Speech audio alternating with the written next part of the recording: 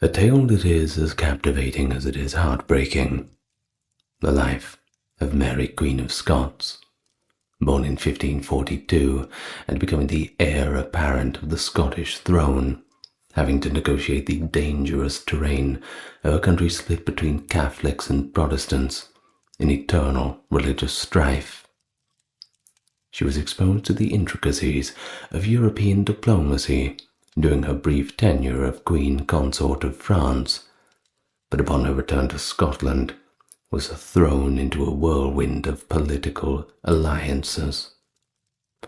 Mary was a key player in these turbulent politics of the era because of her equally turbulent marriage, her steadfast Catholic faith, and her audacious attempts to establish her authority. Ultimately, she was imprisoned and executed in 1587 as a result of her long-running rivalry with Queen Elizabeth I, characterized by espionage and shadowy plots. Hello and welcome. Finally, we get around to doing Mary, Queen of Scots today. If you've been looking forward to it, well, I hope it lives up to all of your expectations. As usual, to support the channel, just enjoying the content is enough for that. Like, comment and subscribe also helps grease the wheels if you feel inclined to do so. But let's all get nice and relaxed, and we can look at the life of Mary, Queen of Scots. And so we begin our biography on the 8th of December 1542 in Scotland, Linlithgow Palace to be precise, where Mary is born to King James V and his second wife, Mary of Guise, who was actually of French origin. She was reportedly James's only surviving legitimate child, and was also born prematurely, which usually is a death sentence back in those days, but very luckily it was not. The death sentence comes much later. Now, through her paternal grandmother, Margaret Tudor, Mary was the great-granddaughter of King Henry VII of England. Now that makes her the great-niece of King Henry VIII, as Margaret was Henry VIII's oldest sister. Just 6 days after Mary's birth, on December the 14th, she became Queen of Scotland, following her father's death, which was attributed to a nervous breakdown after the Battle of Solway Moss. Obviously did not work out very well for him. Or it was perhaps speculated that he had drank contaminated water during the campaign. Contaminated with what? We do not know. But either way, it was well and truly not drinkable. Shortly after her birth, Mary was christened at the nearby church of St. Michael.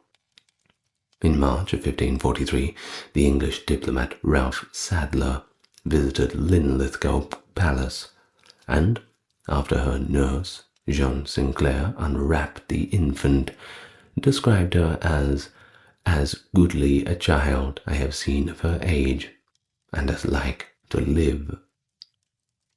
Of course, despite this, rumours persisted that she was frail and weak, mainly owing to her being born prematurely. It's pretty much 98% of the time that would result in complications. Now, as Mary inherited the throne as an infant, Scotland was ruled by regents until she came of age. Initially, there were two main contenders for the regency, that being the Protestant Earl of Arran, who was next in line to the throne, and the Catholic Cardinal Beaton. Now, Beaton's claim was based upon the king's will, which Arran and his allies dismissed as a forgery, rather convenient. Supported by his influential network, Arran assumed the role of regent until 1554, when Mary's mother, Mary of Guise, succeeded him. And then we come to Henry VIII, which I'm sure you're familiar with, who had a goal of uniting Scotland and England, and was very busy trying to do so between his many failed marriages. He used the regency to propose marriage between Mary and his own son and heir, Edward, his only son also. All those wives, and, well, he didn't manage to produce an heir except for Edward later on. Mary was 6 months old when the Treaty of Greenwich was signed on July the 1st, 1543, which stated that Mary would marry Edward and relocate to England at the age of 10 so that Henry could raise her. In the event that the couple did not have children, the treaty stipulated that the temporary union would end and the two nations would continue to be legally distinct.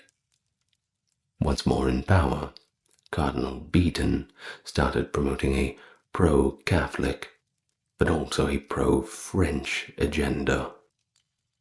Henry was not impressed by this, and he wished to sever Scotland's ties with France completely. Beaton wanted to relocate Mary to the safety of Stirling Castle, far away from the coast. Regent Arran, however, opposed the action, but he seemed to have changed his mind when Beaton's armed followers assembled at Linlithgow. Certainly tends to convince people pretty quickly. With 3,500 armed men, the Earl of Lennox escorted Mary and her mother to Stirling on July the 27th, 1543. On September the 9th, 1543, Mary was crowned in the castle chapel with such solemnity as they do use in this country, which is not very costly, according to Ralph Sadler and Henry Ray's report. Henry detained and seized the goods of Scottish traders en route to France just prior to Mary's coronation. And in Scotland, the arrests sparked outrage. And Arran converted to Catholicism, maybe out of spite, and joined up with Beaton. I suppose it is to form some kind of a national identity. An us and them situation. The Scottish Parliament rejected the Treaty of Greenwich in December, and Henry launched his rough wooing campaign to force Mary into marriage to his son after the marriage treaty was rejected and the French-Scottish alliance was renewed. Numerous raids were carried out by English forces on French and Scottish territory.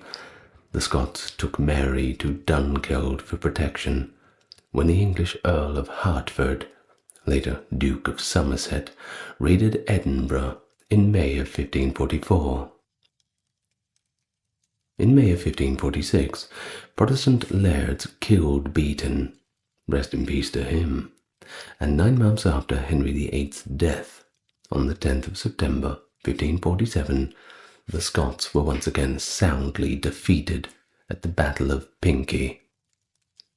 Mary's guardians sought assistance from the French, and out of concern for her safety, sent her to Inchmahome Priory for a maximum of 3 weeks, just in case.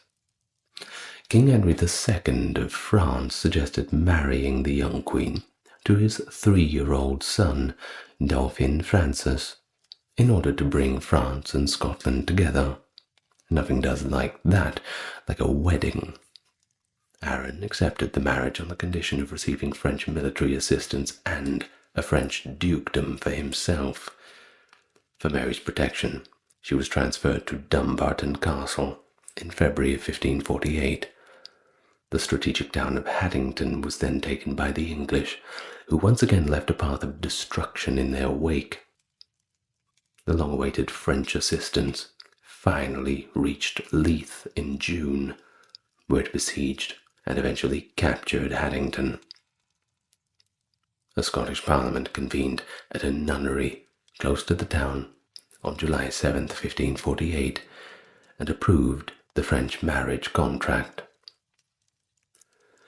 Thus Mary was sent to France at the age of 5 years old, with a marriage contract in hand, and she spent the next 13 years at the French court.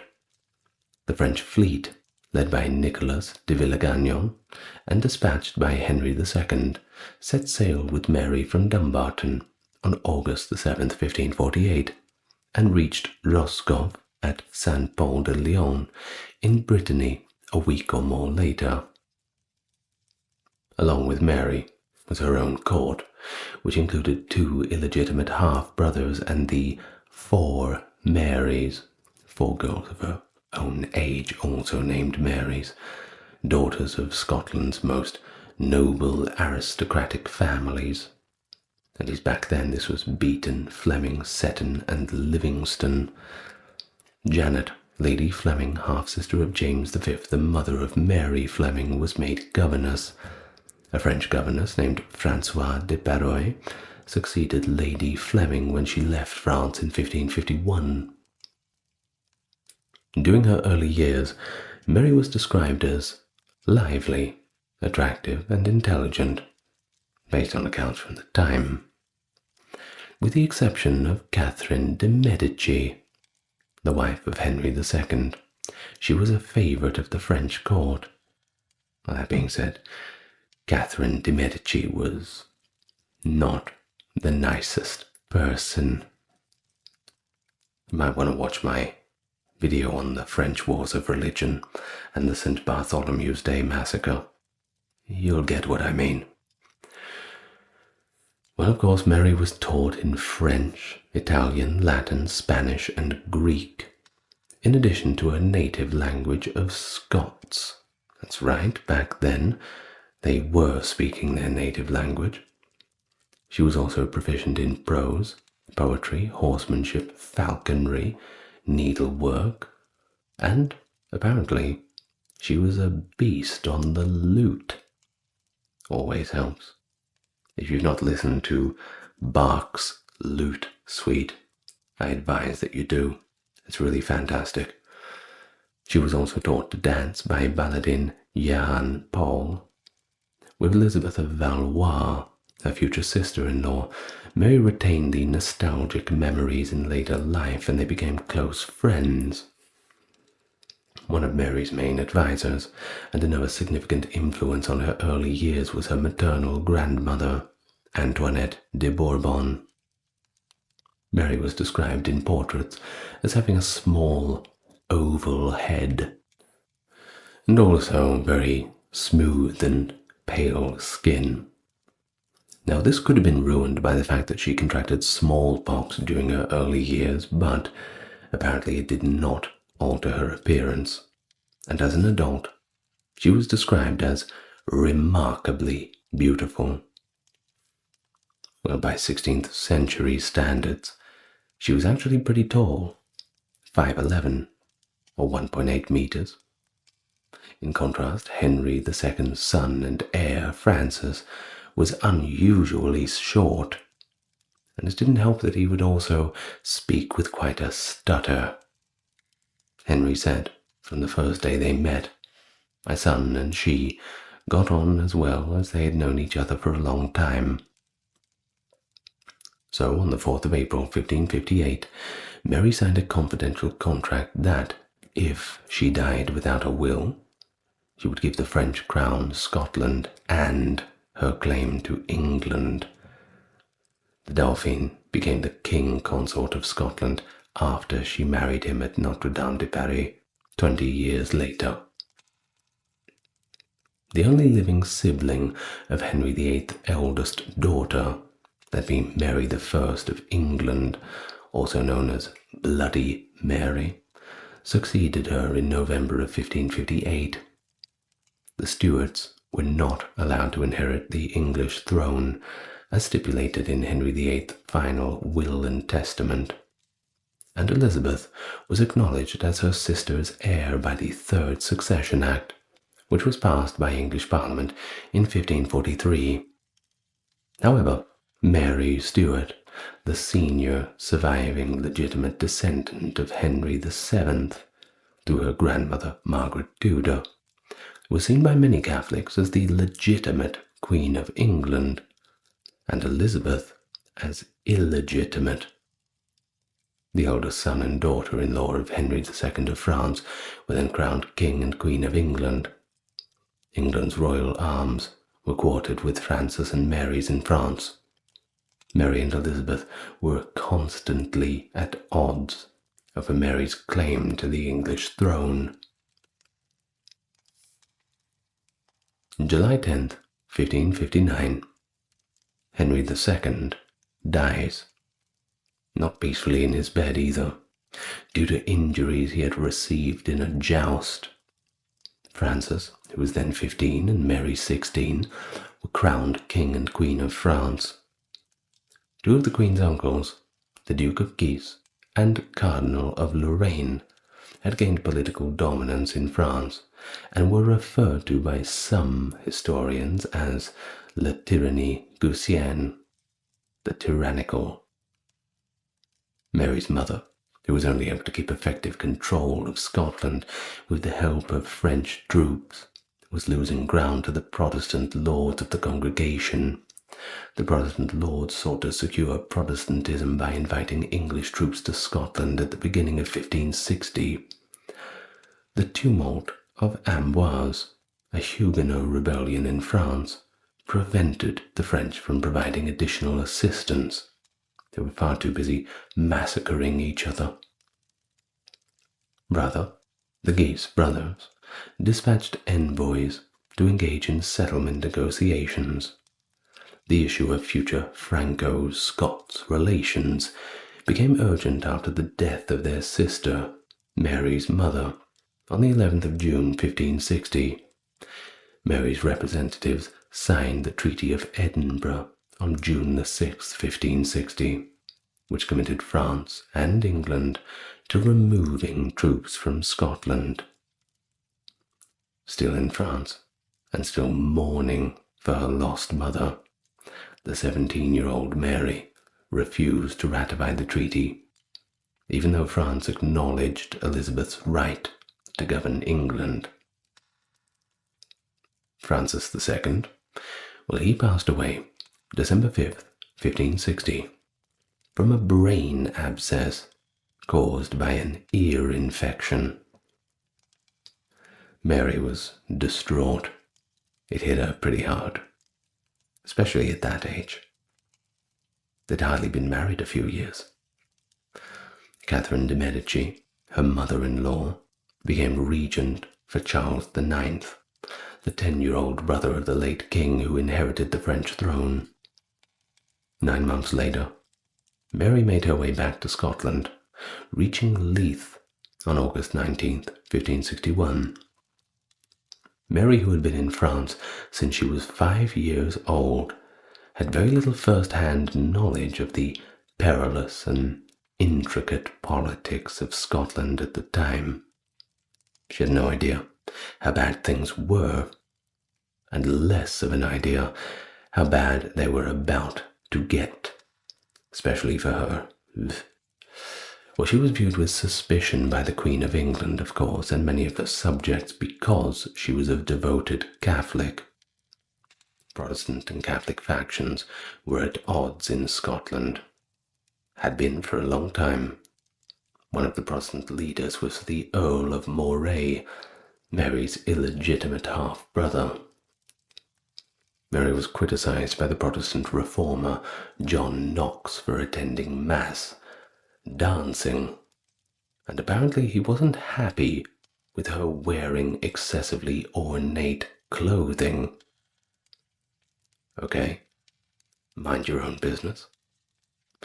Despite her best efforts, she was unable to secure a meeting with him. He was later accused of treason by her, but he was found not guilty and set free. Probably a lot of Protestants in the jury, I suppose. Now, the Catholic party was shocked and appalled when Mary accepted the new Protestant dominance and retained her half-brother Moray as her main counsellor. Her 16-member Privy Council, which was established on the 6th of September 1561, kept the people who were already in positions of authority, the Earls of Argyll, Glencairn and Moray, the Protestant leaders from the 1559 to 60 Reformation crisis, were all those dominated the council. Not very popular people on the other side of the situation, that's for sure. The Earls of Athol, Errol, Montrose, Huntley, the Lord Chancellor, were the only 4 council members who were Catholic. This was remarkable, according to modern historians, who suggest that Mary's focus on the English throne rather than the internal issues in Scotland was demonstrated by her failure to appoint a council that was sympathetic to Catholic and French interests. Even Lord Ruthven, who was added to the council in December of 1563, was a Protestant, and Mary apparently had a personal dislike towards him, while simultaneously pursuing a course of action that improved her ties with England. She was admitting her lack of military might against the Protestant lords. Lord Huntley, Scotland's most powerful Catholic magnate, led a rebellion against her in the Highlands, 1562, and, accompanying Moray, she destroyed him. As the presumed heir of the English throne, Mary sent William Maitland of Leithington as an ambassador to the English court to argue her case.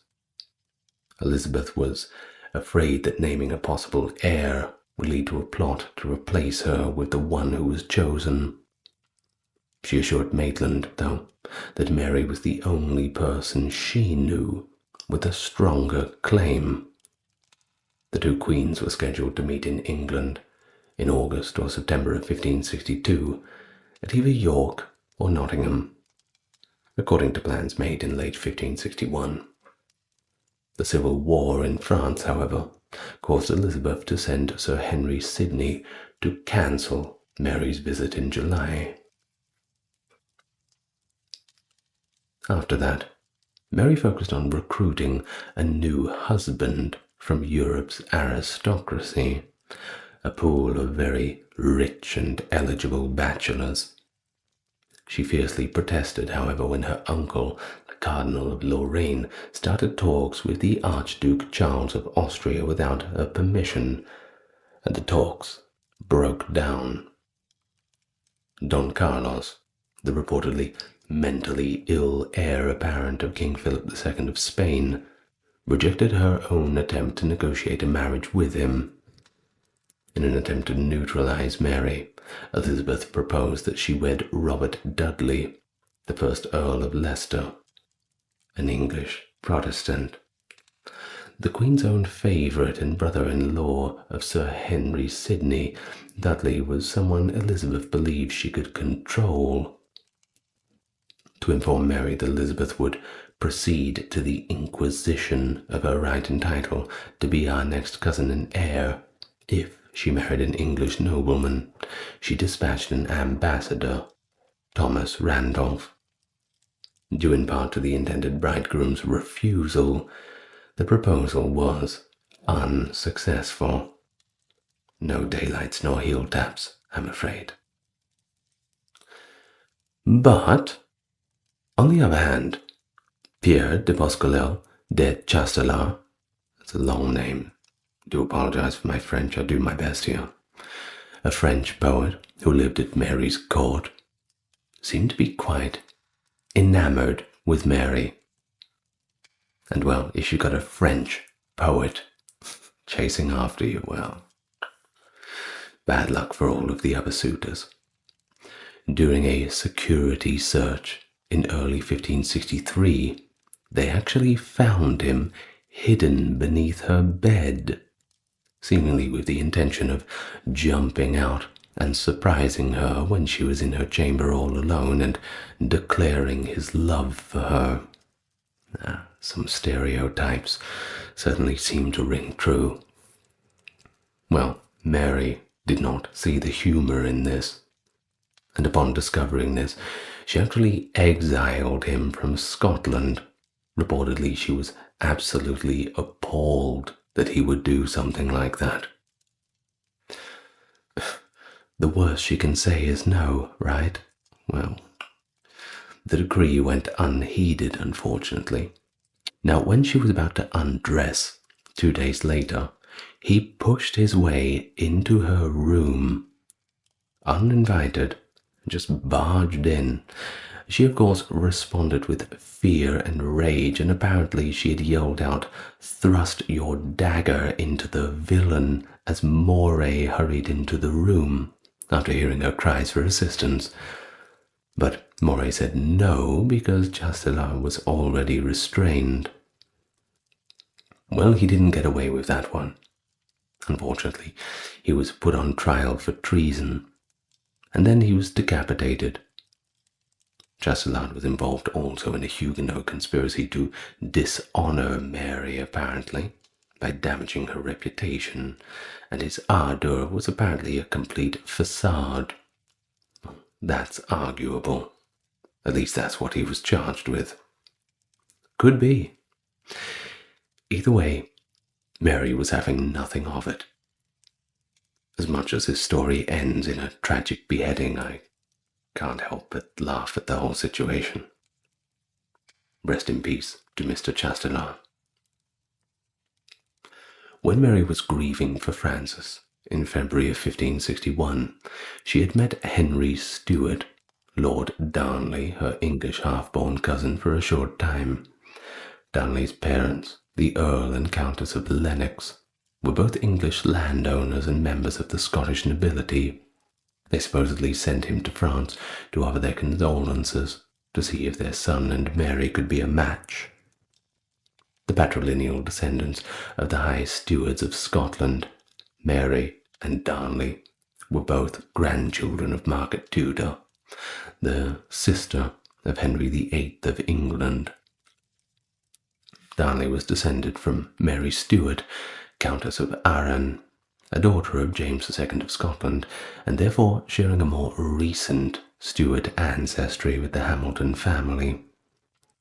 And so on February 17, 1565, they next met at Scotland's Wemyss Castle.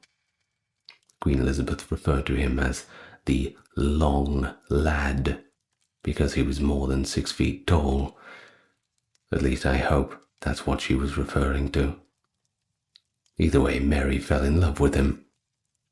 Although they were both Catholic and had no papal dispensation for the first cousin marriage had been obtained, they were still married regardless, on the 29th of July, 1565, at Holyrood Palace.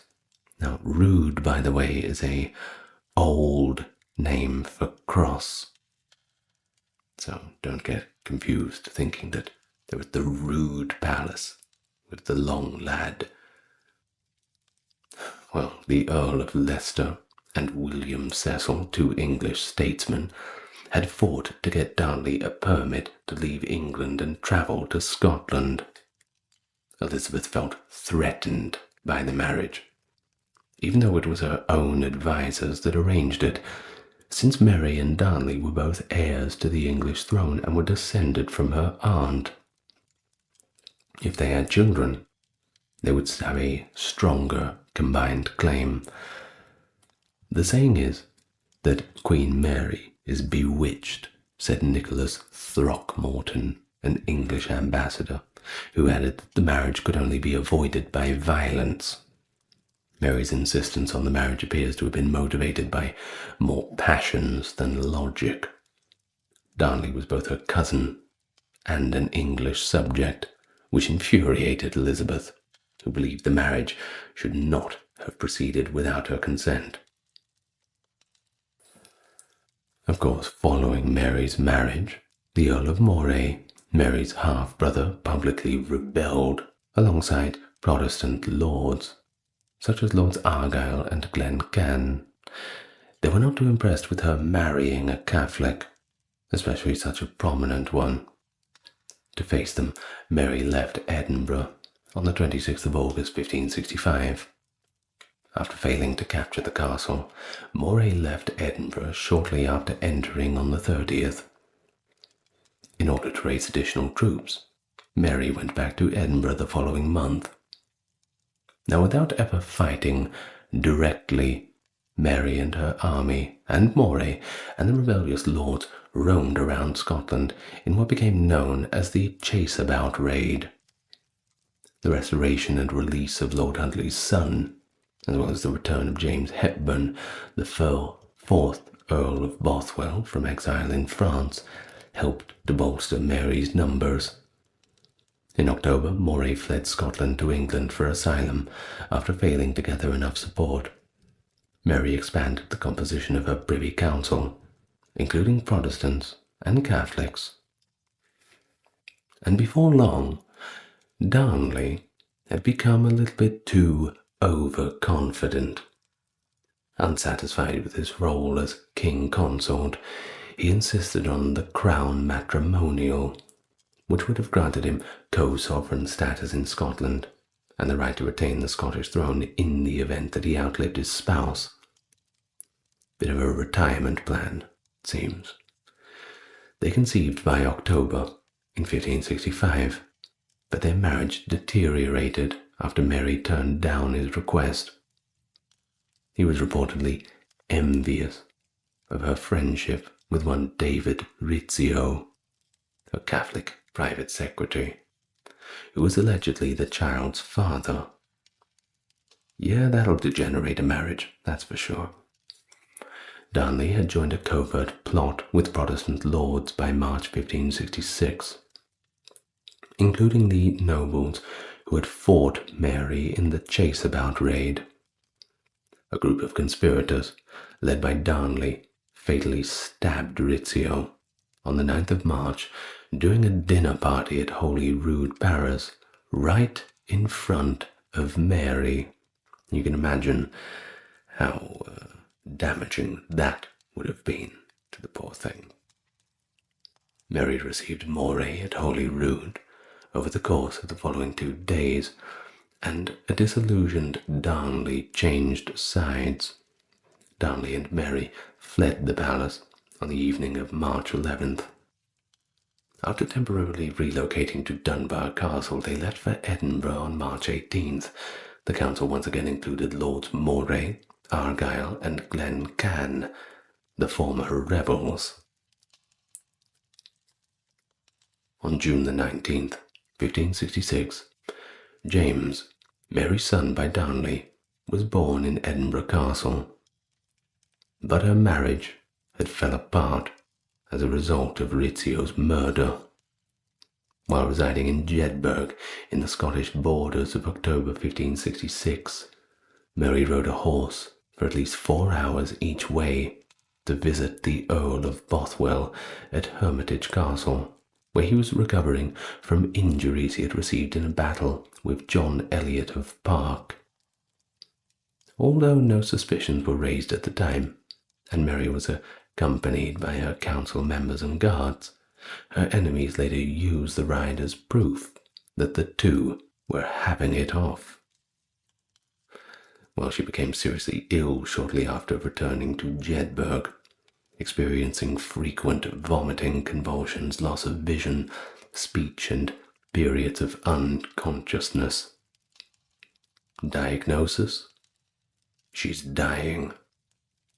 Her French doctor's expertise was credited with helping her recover, however, starting on October 25th. The cause of all the illness is pretty much unknown. Possibilities: probably porphyria, gastric ulcer, hemorrhage, and perhaps just mental and physical exhaustion. I mean, she'd been through quite a lot. Mary and prominent nobles met at Cragmillar Castle, close to Edinburgh, at the end of November 1566, to talk about the problem of Darnley. A bond was likely sworn by the lords present to remove Darnley in another way, even though divorce was discussed. It was thought that expedient and the most profitable for the Commonwealth, that such a young fool and proud tyrant should not bear rule over him, that he should be put out of the picture one way or another. and whomsoever should take the deed in hand or do it, they will defend.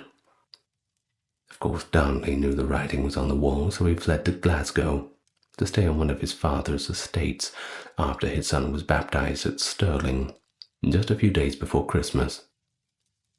And at the beginning of his trip, he had a fever, which could have been caused by poisoning, smallpox, or some even say syphilis. For a few weeks, he stayed bedridden. Mary encouraged her husband to return to Edinburgh at the end of January 1567, in a home owned by Sir James Balfour's brother at the old Abbey of Kirkfield, just inside the city wall. He recovered from his illness. It seemed that a reconciliation was well and truly underway, because Mary was actually paying him daily visits. She spent the early evening of February 9th to 10th, 1567, visiting her husband before going to Bastien Paget's wedding celebrations, which were attended by a member of her household. But early in the morning, Kirkfield was devastated by some kind of explosion. Evidently suffocated, Darnley was discovered dead in the garden. There were no obvious signs of violence or strangulation on the body. Of course, fingers get pointed pretty quickly. Those who were suspected included Mary herself, the Earl of Morton, Moray, Secretary Maitland, and Bothwell. Elizabeth actually wrote a letter to Mary addressing the rumours, and it reads as follows: I should ill fulfill the office of a faithful cousin or affectionate friend if I did not tell you what all the world is thinking. Men say that, instead of seizing the murderers, you are looking through your fingers while they escape, that you will not seek revenge on those who have done you so much pleasure, as though the deed would have never taken place had not the doers of it been assured of impunity. For myself, I beg you to believe that I would not harbor such a thought. Yeah, that sounds like she's harboring that thought, though, don't you think? I'm sure she was. Well, it was widely accepted by the end of February that Bothwell was the responsible one for Darnley's murder. Mary agreed with Lennox, Darnley's father, when he insisted that Bothwell stand trial before the Estates of Parliament. However, Lennox's request for a postponement to collect evidence was turned down. Following a 7-hour trial on April 12th, without Lennox present and without any evidence, Bothwell was found not guilty. Surprised? So am I, actually. A week later, Bothwell was able to persuade over 24 bishops and lords to sign the Ainsley Tavern Bond, pledging their support for his plan to wed the Queen. Mary paid her final visit to her son at Stirling from April 21st to 23rd, 1567. Now, at this time, Mary may have been physically assaulted by Lord Bothwell and his men when they kidnapped her on the way back to Edinburgh on April 24th and took her to Dunbar Castle. Mary and Bothwell arrived back in Edinburgh on May 6th, and they were married using Protestant ceremonies on May the 15th at Holyrood Abbey or Holyrood Palace. 12 days later, Bothwell had divorced his first wife, Jean Gordon, who was actually Lord Huntley's sister. Mary initially thought that her marriage was supported by a large number of nobles, but the newly elevated Bothwell, now Duke of Orkney, and his former peers soon became estranged. The marriage turned out to be extremely unpopular.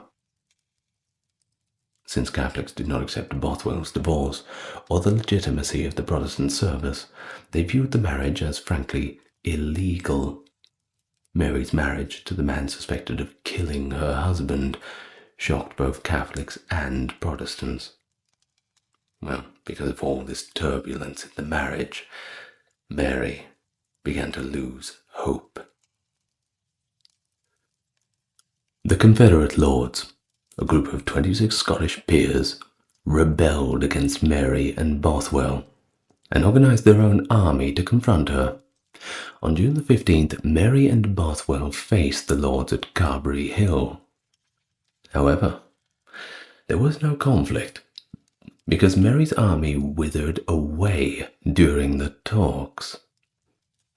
Bothwell was allowed to leave the field safely, but Mary was brought to Edinburgh by the Lords, where she was criticized by large crowds of onlookers as a murderer and an adulteress. On an island in the centre of Loch Leven, she was imprisoned in the castle the next evening. The twins were miscarried by Mary between July 20th and 23rd. She was compelled to abdicate on July 24th, in favour of her son James, who at the time was 1 year old. Bothwell was banished, and Moray was made regent. He died in 1578 after going insane while incarcerated in Denmark. Denmark can't be that bad. Come on. Now George Douglas, the brother of the castle's owner, Sir William Douglas, helped Mary escape from Loch Leven Castle on May the 2nd, 1568, and on May the 13th she defeated Moray's smaller forces at the Battle of Langside, where she managed to muster an army of 6,000 men. She was defeated and ran south.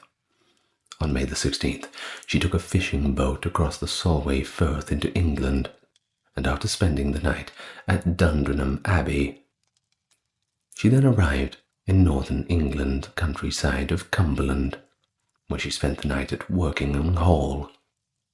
She was placed under protective custody at Carlisle Castle on the 18th of May by local authorities under the direction of Richard Lowther. And it seems that Mary was convinced that Elizabeth would assist her in regaining her throne. Elizabeth exercised caution by directing an investigation into the actions of the Confederate Lords and the possibility that Mary was indeed responsible for Darnley's death. Because Bolton Castle was farther from the Scottish border, but still not too close to London, English authorities relocated Mary there in the middle of July 1568. Between October 1568 and January 1569, a conference, also called a Commission of Inquiry, was held in York and then Westminster. Her supporters engaged Regent Moray and his successors in a civil war in Scotland. Mary refused to accept that any court could try her because she was an anointed queen above the law. She sent representatives but declined personally to attend the York inquiry. Elizabeth, however, refused to go. Moray used the so-called casket letters, 8 unsigned letters allegedly written by Mary to Bothwell, 2 marriage contracts, and a love sonnet as proof against Mary. According to reports, they were all discovered in a silver gilt coffin that was less than a foot long and adorned with King Francis II's monogram. Mary insisted that they were fakes and denied having ever written them, claiming it was very easy to copy her handwriting. It is, however, generally accepted that they are central to determining whether Mary was partially responsible for Darnley's death. The Duke of Norfolk, who led the commission of inquiry, called them different affectionate ballads and terrible letters. He sent copies to Elizabeth, claiming that they might establish Mary's guilt if they were indeed authentic. Of course, there's considerable debate about it. At this point, it's pretty much impossible to prove. It is possible that Mary's son destroyed the originals, which were written in French in 1584. Whether in French or translated into English, the remaining copies are not a full set. Incomplete printed transcriptions from the 1570s exist in Latin, English, Scots, and French. According to the conclusion of Mary's biographers, including Antonia Fraser, Alison Weir, and John Guise, the documents were either total forgeries or incriminating passages were added to incriminating letters, or Mary wrote the letters to Bothwell, or perhaps somebody else. Although Guy notes that the letters are fragmented and that the French language and grammar used in the sonnets are too inadequate for a writer with Mary's level of education, some of the letters' phrases, such as verses in the Ronsard style, are indeed stylistic elements that are consistent with the known works of Mary. Either way, although the Scottish Privy Council had seen all the casket letters by December 1567, they were not made public until the conference of the following year. The letters supporting Mary's forced abdication and imprisonment were never made public. She had been imprisoned and forced to abdicate for more than a year in Scotland. Well, following an examination of the contents and comparison of penmanship with samples of Mary's handwritings, most of the commissioners agreed that the letters were authentic. Just as she had desired, Elizabeth declared at the end of the investigation that there was no evidence against Mary or the Confederate lords. Elizabeth did not want Mary found guilty or exonerated of murder for political reasons. The conference was always meant to be a political exercise, with no real intention of moving forward in a judicial manner. And so ultimately, Mary stayed in custody in England, while Moray returned to Scotland as regent. Without denouncing or freeing of her fellow sovereign, Elizabeth was able to keep Scotland's government Protestant. Mary was then transferred to Tutbury Castle on January 26, 1569, and given to the Earl of Shrewsbury and his powerful wife, Bess of Hardwicke. Mary was confined to Shrewsbury's properties, which included Sheffield Castle, Sheffield Manor Lodge, Wingfield Manor, Tutbury, and Chatsworth House. These properties were all in the interior of England, far away from the sea and halfway between Scotland and London. This was because Elizabeth saw Mary's plans for the English throne as a serious threat, and also she really had nowhere to run. Mary was allowed to have her own domestic help, however, and there were always at least 16 of them. To move her possessions from one home to another, she required 30 carts. Fine carpets and tapestries adorned her chambers, and she had embroidered the French phrase, "In my end lies the beginning," on her state cloth. Her own chefs prepared meals with a selection of 32 dishes served on silver plates, and her bed linens were changed every single day. Maybe because she didn't exercise, or perhaps had porphyria again, her health had deteriorated, and by the 1580s she was lame due to severe rheumatism in her limbs. Elizabeth made an effort to broker Mary's restoration in exchange for Protestant religious assurances in May of 1569, but the agreement was soundly rejected by a convention in Perth. Between October 1569 and August 1570, Elizabeth imprisoned Norfolk in the Tower of London, while he persisted in his plans to marry Mary. Moray was assassinated early the next year. He died shortly after a failed uprising in the north of England, led by the Catholic earls, convinced Elizabeth that Mary posed a threat.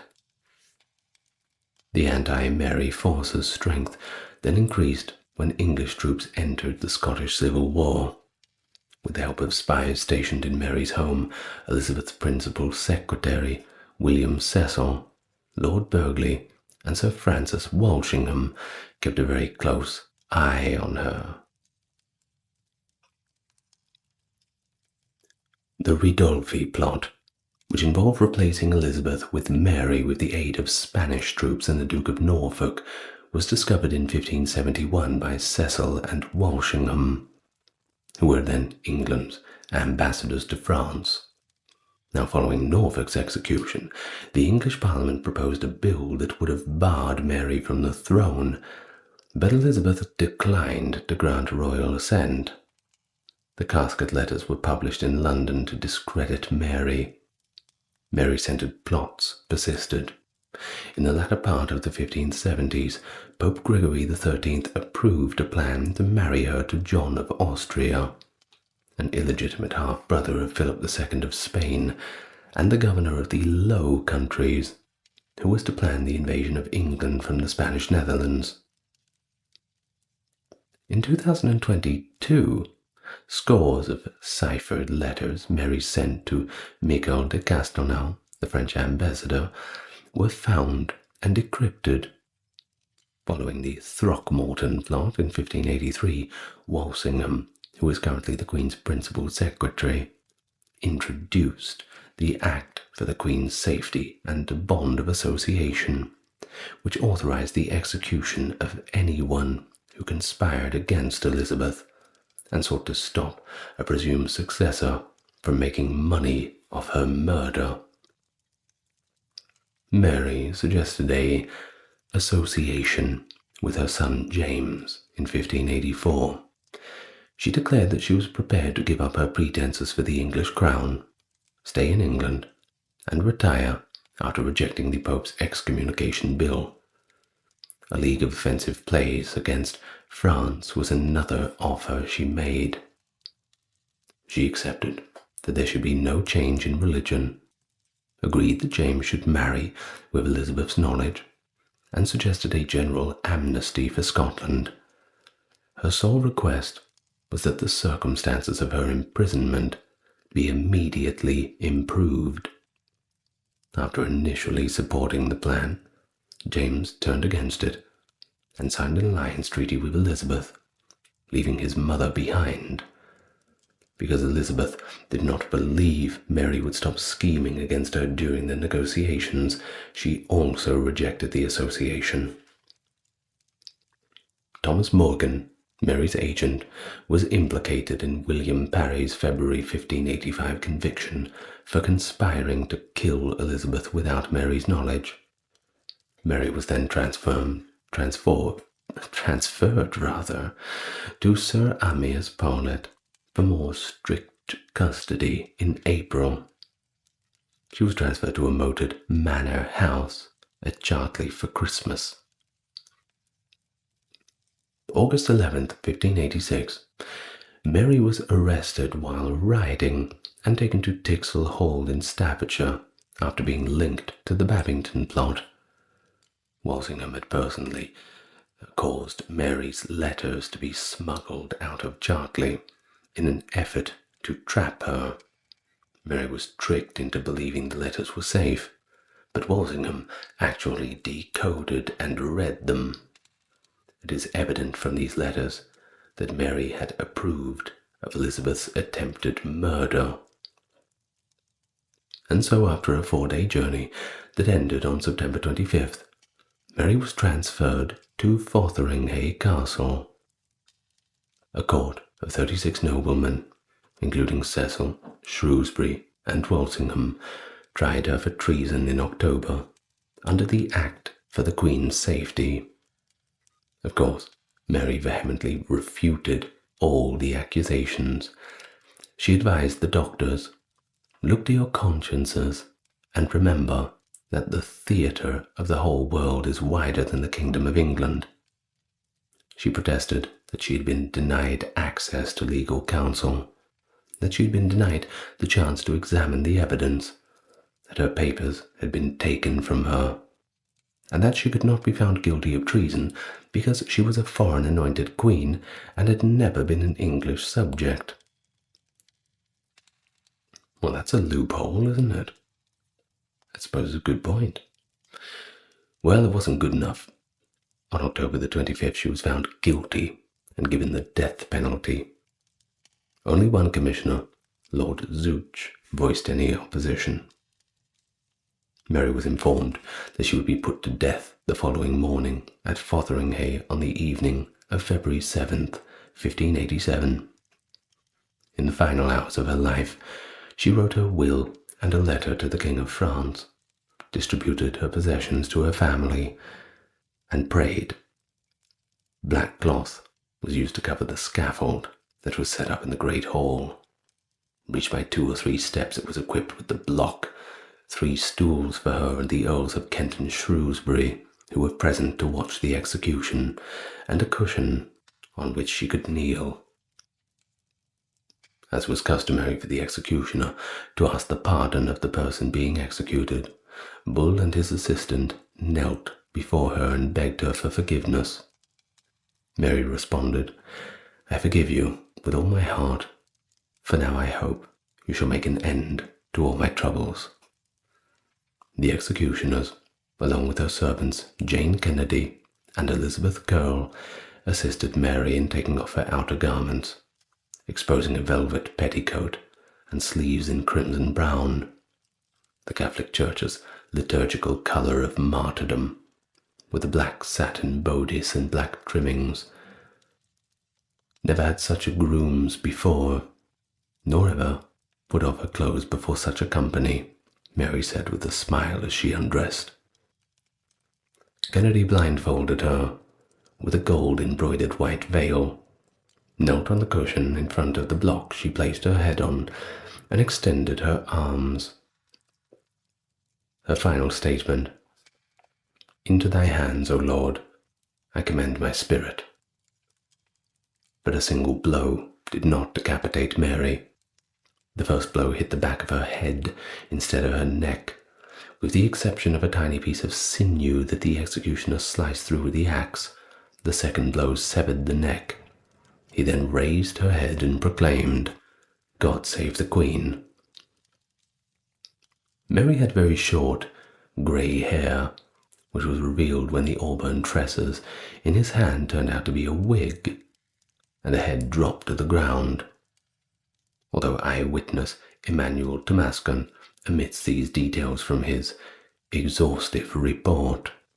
Cecil's nephew, who witnessed the execution, told his uncle that after she died her lips stirred up and down a quarter of an hour after her head was cut off.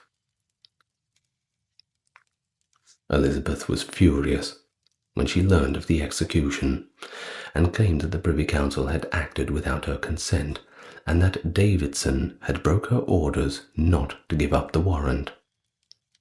Elizabeth was given plausible deniability to try to avoid the direct stain of Mary's blood because of her hesitation and purposely ambiguous instructions.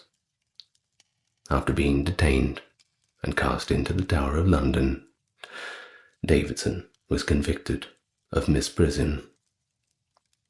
After Walsingham and Cecil pleaded on his behalf, he was freed 19 months later.